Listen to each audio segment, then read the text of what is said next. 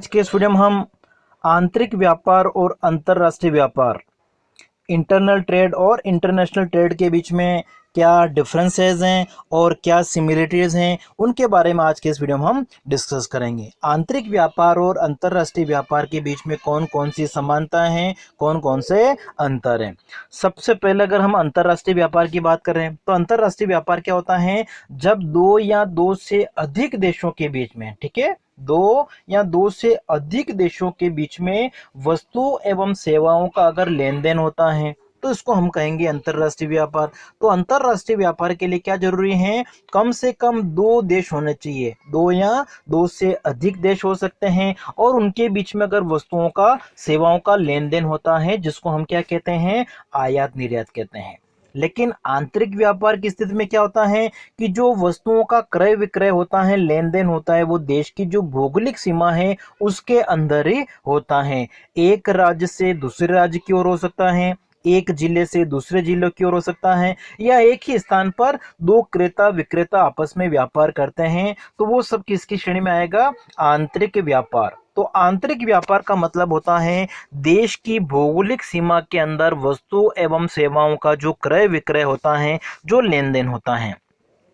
अब देखिए, जब हम आंतरिक व्यापार और अंतर्राष्ट्रीय व्यापार की बात करें, जैसे हम एक उदाहरण ले लेते हैं कि हमारा कि जैसे राजस्थान है, राजस्थान के द्वारा किसी वस्तु जैसे कि सरसों का उत्पादन किया जाता है और इस सरसों को वो दूसरे राज्य जैसे कि वो महाराष्ट्र को बेचता है। तो राजस्थान के द्वारा सरसों का विक्रय किया गया है महाराष्ट्र को, तो इसको हम क्या कहेंगे, आंतरिक व्यापार, क्योंकि ये देश की भौगोलिक सीमा के अंदर हो रहा है। और अंतर्राष्ट्रीय व्यापार का मतलब हो गया कि भारत के द्वारा अगर किसी वस्तु को, माना कि भारत में जो चावल का उत्पादन हुआ है उस चावल को वो किसी अन्य देश को, दूसरे देश को माना कि जैसे भारत ने बांग्लादेश को चावल का निर्यात किया है, तो इस प्रकार का जो व्यापार उसको हम क्या कहेंगे, अंतर्राष्ट्रीय व्यापार। अंतर्राष्ट्रीय व्यापार दो या दो से अधिक देशों के बीच में होता है, जबकि आंतरिक व्यापार देश की भौगोलिक सीमा के अंदर होता है। अब देखिए, दोनों की कुछ समानताएं हैं और दोनों में कुछ अंतर भी हैं। तो सबसे पहले आंतरिक व्यापार और अंतर्राष्ट्रीय व्यापार में कौन कौन सी समानता है वो हम देख लेते हैं, सिमिलरिटीज या समानताएं। तो सबसे पहला जो हमारा पॉइंट वो है विशिष्टीकरण एवं श्रम विभाजन, specialisation and division of labour. समानता की हम बात कर रहे हैं तो देखिए, जब अंतर्राष्ट्रीय व्यापार होता है तो अंतर्राष्ट्रीय व्यापार का या आंतरिक व्यापार का आधार एक तरह से क्या होता है, श्रम विभाजन। अंतर्राष्ट्रीय व्यापार हो या आंतरिक व्यापार हो, दोनों एक तरह से आधार क्या है उसका, श्रम विभाजन होता है। श्रम विभाजन का मतलब क्या हो गया कि जैसे भारत क्या करता है कि अपने यहाँ पे कोई वस्तु का उत्पादन कर रहा है और उसको दूसरे देश को बेचता है, तो अपने यहाँ पे जिस वस्तु को वो अधिक मात्रा में उत्पादन कर रहा है, इसका मतलब क्या हो गया, उस वस्तु का उत्पादन करने की जो भौगोलिक दशाएं हैं जो भारत के लिए अनुकूल हैं, इसलिए भारत क्या करता है, उसका उत्पादन करता है। जैसे भारत के द्वारा चाय का जो निर्यात है वो अमेरिका को किया जाता है। माना कि हमने उदाहरण मान लिया कि भारत ने चाय का उत्पादन करके उसको निर्यात किया है, किसको, अमेरिका को। तो चाय का उत्पादन क्यों किया गया है, क्योंकि यहाँ पर चाय का उत्पादन करने के लिए जो भी अनुकूल दशाएं हैं वो यहाँ पे पाई जाती हैं और इसी कारण से इसका उत्पादन भारत में ज़्यादा होता है, जिसे वो दूसरे देश को भेज देता है। तो ये अंतर्राष्ट्रीय व्यापार हो गया। लेकिन ऐसा कैसा, आंतरिक व्यापार के अंदर भी होता है। जैसे कि राजस्थान जो है वो सरसों उत्पादन में अग्रणी राज्य हैं, तो सरसों को वो क्या करता है, अन्य राज्यों को बेच देता है। तो सरसों का उत्पादन करने का मतलब क्या हो गया कि राजस्थान में सरसों का उत्पादन करने के लिए जो भौगोलिक दशा चाहिए वो अनुकूल दशाएं राजस्थान में विद्यमान है। इस तरीके से हम कह सकते हैं कि चाहे वो आंतरिक व्यापार हो या अंतर्राष्ट्रीय व्यापार हो, दोनों का जो आधार है वो एक तरह से क्या होता है, विशिष्टीकरण या श्रम विभाजन।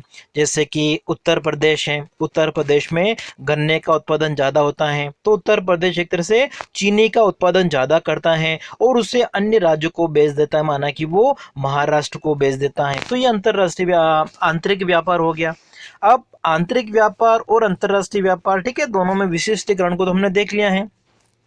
दूसरा जो हमारा पॉइंट वो है वस्तु एवं सेवाओं का विनिमय, चाहे आंतरिक व्यापार हो चाहे अंतर्राष्ट्रीय व्यापार हो, दोनों ही व्यापार में क्या आता है, वस्तु एवं सेवाओं का विनिमय किया जाता है। ठीक है, आंतरिक व्यापार में भी एक उत्पादक द्वारा दूसरे जो भी मांग करने वाला उपभोक्ता है या उत्पादक है उसको वस्तुओं को भेज रहा है, बेच रहा है, तो वस्तुओं का विक्रय होगा या सेवाओं का होगा। तो आंतरिक व्यापार हो या अंतर्राष्ट्रीय व्यापार हो, दोनों के लिए क्या जरूरी है, वस्तु या सेवा होना आवश्यक है। वस्तु और सेवाओं का ही क्रय विक्रय होता है, का विनिमय होता है। तो ये दूसरा पॉइंट हो गया कि दोनों में समानता है, आंतरिक व्यापार हो या अंतर्राष्ट्रीय व्यापार हो, दोनों में जो लेन देन होगा वो किसका होगा, वस्तु का हो सकता है या सेवा का हो सकता है या पूंजी का हो सकता है। नेक्स्ट जो तीसरा पॉइंट वो है व्यापार के दो पक्ष, चाहे वो आंतरिक व्यापार हो चाहे वो अंतर्राष्ट्रीय व्यापार हो, दोनों के लिए दो पक्ष होते हैं। दो पक्ष दो देशों की सरकार हो सकती हैं या दोनों देशों के व्यक्ति हो सकते हैं, या आंतरिक व्यापार की दृष्टि से भी अगर हम देखें तो एक बेचने वाला होगा और दूसरा खरीदने वाला होगा। तो व्यापार के दो पक्ष होते हैं, चाहे वो आंतरिक व्यापार हो चाहे अंतर्राष्ट्रीय व्यापार हो। तो ये भी एक समानता हो गई है। नेक्स्ट हमारा है ऐच्छिक सौदा, ऑप्शनल डील। मतलब क्या हो गया इसका कि दो पक्षों के बीच में जो व्यापार हो रहा है, चाहे वो आंतरिक व्यापार है चाहे वो अंतर्राष्ट्रीय व्यापार है, तो ये जो सौदा है वो एक तरह से क्या होता है, ऑप्शनल होता है, ऐच्छिक होता है। मतलब किसी तरीके का इनके ऊपर कोई दबाव नहीं होता है। दो पक्षों के बीच में व्यापार करने के लिए किसी प्रकार का कोई प्रेशर बाध्य उनको नहीं किया जा सकता है। दोनों पक्ष जो वस्तुओं का क्रय विक्रय कर रहे हैं वो अपनी इच्छा के अनुसार करते हैं। तो इसलिए हम कह सकते हैं कि ये ऐच्छिक सौदा है। आंतरिक व्यापार भी ऐच्छिक होता है, अंतर्राष्ट्रीय व्यापार भी ऐच्छिक होता है। दोनों का उद्देश्य क्या होता है, लाभ कमाना। जहां पर लाभ होता है तब वो क्या करते हैं, व्यापार करते हैं।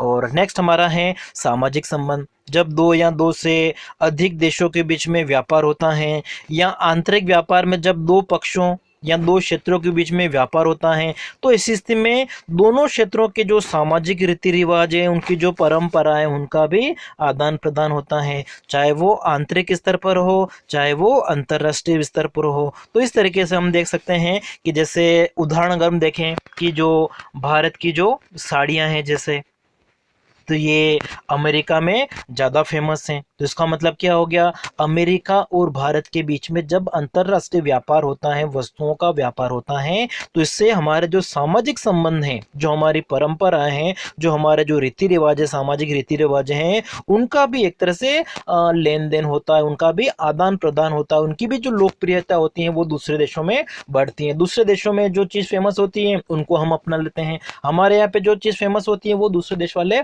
अपना लेते हैं। तो इस तरीके से उनके बीच में सामाजिक संबंध स्थापित हो जाता है। तो आंतरिक व्यापार और अंतर्राष्ट्रीय व्यापार की हमने कुछ समानताएं देखी हैं। अब हम देखते हैं इन दोनों के बीच में क्या अंतर है, आंतरिक व्यापार और अंतर्राष्ट्रीय व्यापार में। तो सबसे पहला जो हमारा पॉइंट है, साधनों में गतिशीलता का अभाव। देखिए, जब एक देश के अंदर व्यापार होता है जिसको हम कहते हैं आंतरिक व्यापार, तो आंतरिक व्यापार की स्थिति में क्या होता है, उत्पादन के जो साधन हैं, श्रम है, पूंजी है, उनमें गतिशीलता अधिक होती है। ठीक है, आंतरिक व्यापार में श्रमिकों के बीच में गतिशीलता ज़्यादा पाई जाती है, चाहे वो श्रम है चाहे वो पूंजी है। क्योंकि एक ही देश की अगर हम बात कर रहे हैं तो वहाँ पर लोगों का जो रहन स्तर होता है, रहन सहन का स्तर हो गया, वहाँ के जो सामाजिक रीति रिवाज हैं, खान पान की आदतें हो गई हैं, तो इस तरीके से क्या होता है, उनमें कोई ज़्यादा चेंजेस नहीं होता है। थोड़ा बहुत चेंजेस होता है, जैसे भारत के संदर्भ में देखें कि भारत एक बहुत बड़ा देश है, तो यहाँ पर थोड़ा बहुत अंतर पाया जाता है, लेकिन पूरे देश के हिसाब से अगर हम देखें तो इनमें कोई ज़्यादा अंतर नहीं पाया जाता है। इसलिए श्रम और पूंजी में गतिशीलता ज़्यादा होती है। लेकिन ये गुण अगर हम अंतर्राष्ट्रीय स्तर पर देखें तो अंतर्राष्ट्रीय स्तर पर इन साधनों की जो गतिशीलता है वो अपेक्षाकृत कम होती है, क्योंकि उनकी जो कीमतें हैं, साधनों की जो कीमतें हैं, वो भी एक तरह से क्या होती हैं, अलग अलग। आंतरिक व्यापार की अगर हम बात कर रहे हैं तो आंतरिक व्यापार में श्रम और पूंजी में गतिशीलता का गुण पाया जाता है। इसलिए एक ही देश में इनकी जो कीमतें हैं वो क्या होती हैं, श्रम की कीमत, मजदूरी, पूंजी की कीमत, लाभ, तो ये ब्याज, तो ये लगभग क्या होती है, एक देश में समान होती है। लेकिन अंतरराष्ट्रीय स्तर पर अगर हम देखें तो साधनों में गतिशीलता का अभाव पाया जाता है, इसलिए क्या होता है, इनकी जो कीमतें हैं वो भी अलग अलग होती हैं, और कीमतें अलग अलग होने से ही क्या होता है, अंतरराष्ट्रीय व्यापार होता है। दूसरा जो हमारा पॉइंट वो है बाजारों की पृथकता, सेपरेट मार्केट्स। ठीक है, आंतरिक व्यापार और अंतरराष्ट्रीय व्यापार में अगर हम तुलना करें तो दोनों में बाजार जो है वो एक तरह से क्या होते हैं, पृथक होते हैं। पृथक का मतलब एक देश के अगर हम बाजारों की बात करें तो एक देश में विभिन्न भागों में जो लोग रहते हैं वहाँ के जो रीति रिवाज हैं, जो नाप तोल के लिए जो इकाई का यूज़ किया जाता है, लोगों की जो रुचियाँ हैं वो सामान्यतः क्या होती हैं, एक जैसी होती हैं। लेकिन भारत के संदर्भ में हम थोड़ा अपवाद कह सकते हैं कि भारत एक तरह से बहुत बड़ा देश है, तो यहाँ पर जो रीति रिवाज हैं, जो भाषाएं, वो एक तरह से क्या होती हैं, अलग अलग होती हैं। लेकिन हम अंतरराष्ट्रीय स्तर से अगर हम तुलना करें तो हम कह सकते हैं कि भारत में एक तरह से जो रीति रिवाज हैं, रुचियां हैं, वो लगभग एक तरह से क्या होते हैं, समान होते हैं, ज़्यादा समानता पाई जाती है तुलनात्मक रूप से। अगर हम किससे तुलना करें, अंतरराष्ट्रीय स्तर पर अगर हम दूसरे देशों के साथ में अगर हम तुलना करें, भारत की तुलना अगर हम अमेरिका से करें, इंग्लैंड के से करें, तो इंग्लैंड के जो रीति रिवाज है, जो सामाजिक रीति रिवाज है, वहाँ की जो भाषाएं हैं, लोगों की जो आदतें हैं, और भारत के लोगों की जो आदतें हैं, वो एक तरह से क्या होती हैं, डिफरेंट होती हैं, उनमें बहुत ज़्यादा अंतर पाया जाता है। तो ये बाजारों की पृथकता हो गई है। फिर नेक्स्ट हमारा है समूहों की विभिन्नता। तो आंतरिक व्यापार में अगर हम देखते हैं कि जो लोग हैं, ठीक है, लगभग उनके जो लेन देन होता है उनके बीच में, ठीक है, वो समान वस्तुओं का होता है लगभग। तो इस स्थिति में क्या होता है कि उनका जो समूह है उनको हम एक समूह कह सकते हैं, समान कह सकते हैं, क्योंकि वहाँ का जो वातावरण है, चाहे वो आर्थिक वातावरण है, चाहे वो सामाजिक वातावरण है, वो लगभग पूरे देश में एक जैसा होता है। लेकिन अंतरराष्ट्रीय स्तर पर अगर हम देखें तो यही समूह एक तरह से क्या हो जाते हैं, अलग अलग हो जाते हैं, क्योंकि अंतरराष्ट्रीय स्तर पर जो सामाजिक रीति रिवाज हैं, लोगों की जो रुचियां हैं, वो एक तरह से क्या होती हैं, अलग अलग होती हैं। तो जो समूह हैं वो भी अलग अलग बन जाते हैं। फिर नेक्स्ट अंतर का आधार हमारा है राजनीतिक इकाइयों की भिन्नता। या किसी भी देश में जो सरकार होती हैं, भारत की अगर हम बात करें तो भारत में अगर आंतरिक व्यापार हो रहा है तो पूरे देश में जो सरकारें होती है वो क्या होती है, जैसे केंद्र सरकार का पूरा नियंत्रण होता है, तो लोग कानून जो बने हुए लगभग क्या होते हैं, अलग अलग राज्यों में थोड़ा बहुत डिफरेंस हो सकता है, लेकिन पूरे देश में अगर हम देखें तो आंतरिक व्यापार के आधार पर कानून संबंधी कोई अड़चन जो है वो एक तरह से बहुत कम होती है। मतलब जो व्यापार होता है वो एक तरह से स्वतंत्र होता है। लेकिन अंतरराष्ट्रीय स्तर पर अगर हम देखें, अगर दूसरे देशों के साथ में अगर हमको लेन देन करना है तो इस स्थिति में वहाँ की सरकार अलग होती है, हमारी सरकार अलग होती है। वो जो दूसरे देश की सरकार है वो वहाँ के नागरिकों के हितों की रक्षा के लिए कार्य करती है, वहाँ के कल्याण के लिए कार्य करती है। हमारे देश की जो सरकार है वो हमारे भारतीयों के कल्याण के लिए कार्य करती है। तो इस स्थिति में दो देशों के बीच में अगर व्यापार होता है, अंतरराष्ट्रीय व्यापार, तो वहाँ पे राजनीतिक इकाइयों की भिन्नता आ जाती है। लेकिन आंतरिक व्यापार में क्या होती है, एक जैसी होती है, लगभग उनमें समानता होती है। ठीक है, कानून के आधार पर अगर हम देखें। फिर नेक्स्ट हमारा है मौद्रिक प्रणाली में भिन्नता। अगर हम आंतरिक व्यापार की बात करें तो आंतरिक व्यापार देश की सीमाओं के अंदर का होता है, इसलिए जो मौद्रिक प्रणाली होती है वो क्या होती है, एक जैसी होती है। भारत में अगर विभिन्न राज्यों के बीच में कहीं पर भी अगर व्यापार हो तो यहाँ पर जो लेन देन होगा वो रुपये के रूप में होगा। लेकिन अगर अंतरराष्ट्रीय स्तर पर व्यापार होता है, जैसे भारत और अमेरिका के बीच में किसी प्रकार का व्यापार होता है, तो भारत में जो मुद्रा है वो रुपया है और अमेरिका में डॉलर है। तो इसी स्थिति में उनका लेन देन किस प्रकार से होगा, विनिमय दर क्या निर्धारित होगी, ये एक तरह से भिन्नता आ जाती है, समस्या आ जाती है। तो मौद्रिक प्रणाली में भिन्नता पाई जाती है। अगर आंतरिक व्यापार है तो पूरे देश में एक जैसी मौद्रिक प्रणाली होती है, लेकिन अंतरराष्ट्रीय व्यापार में मौद्रिक प्रणाली में अंतर आ जाता है। नेक्स्ट हमारा अंतर है व्यापारिक नीतियां एवं सरकारी हस्तक्षेप। जब हम अंतरराष्ट्रीय व्यापार की बात कर रहे हैं तो अंतरराष्ट्रीय व्यापार में दो या दो से अधिक देशों के बीच में व्यापार होता है, और ऐसी स्थिति में विभिन्न देशों के बीच में जो व्यापार होता है उसके लिए जो कानून है, उनकी जो नीतियां हैं वो अलग अलग होती हैं। जैसे दो देशों के बीच में अगर व्यापार होता है तो एक देश की सरकार है वो दूसरे देश के साथ में अगर लेन देन करते हैं, आयात निर्यात करते हैं, तो सरकार का हस्तक्षेप होता है। मतलब सरकार उसको नियंत्रित करने का प्रयास करती है। तो उसको नियंत्रित करने के लिए जैसे वो टैरिफ, तटकर का प्रयोग करती हैं, इंपोर्ट कोटा, आयात अभ्यंशों का प्रयोग करती हैं, या जो एक्सचेंज कंट्रोल विनिमय नियंत्रण, ये सारे उपकरण हैं, इनको प्रयोग करके वो व्यापार को नियंत्रित करने का प्रयास करती हैं। ठीक है, जब व्यापार कहाँ पे होता है, अंतरराष्ट्रीय स्तर पर। तो अंतरराष्ट्रीय व्यापार में सरकार का हस्तक्षेप ज्यादा होता है, लेकिन जब व्यापार आंतरिक व्यापार होता है तो आंतरिक व्यापार में जो व्यापार या उद्योगों की हम बात करते हैं, या जो कर निर्धारण संबंधी कानून होते हैं, वो पूरे देश में क्या होते हैं, लगभग समान होते हैं, उनमें कोई ज़्यादा अंतर नहीं होता। एक राज्य से दूसरे राज्य में थोड़ा बहुत अंतर हो सकता है, लेकिन पूरे देश के हिसाब से अगर हम देखें तो जो व्यापारिक नीतियाँ होती है, सरकार की जो नीतियाँ हैं, कानून है, वो पूरे देश में क्या होते हैं, समान, मतलब आंतरिक व्यापार में समान होते हैं, और सामान्यतः सरकार के द्वारा व्यापार में हस्तक्षेप नहीं किया जाता है। लेकिन अंतरराष्ट्रीय स्तर पर अगर व्यापार होता है तो सरकार उसमें हस्तक्षेप करती हैं, उस व्यापार को वो नियंत्रित करने का प्रयास करती हैं।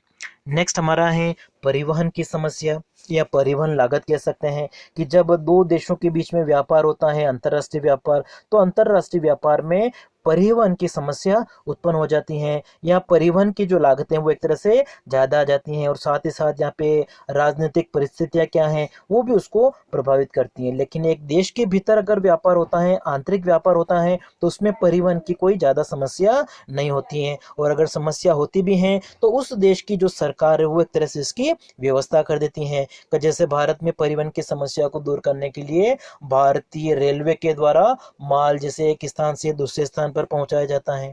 तो अगर आंतरिक व्यापार होता है तो उसमें सरकार भी क्या करती हैं, परिवहन की अगर समस्या होती हैं तो उसको दूर करने के लिए कार्य करती हैं। ठीक है, लेकिन अंतरराष्ट्रीय व्यापार पर ऐसा थोड़ा कम होता है।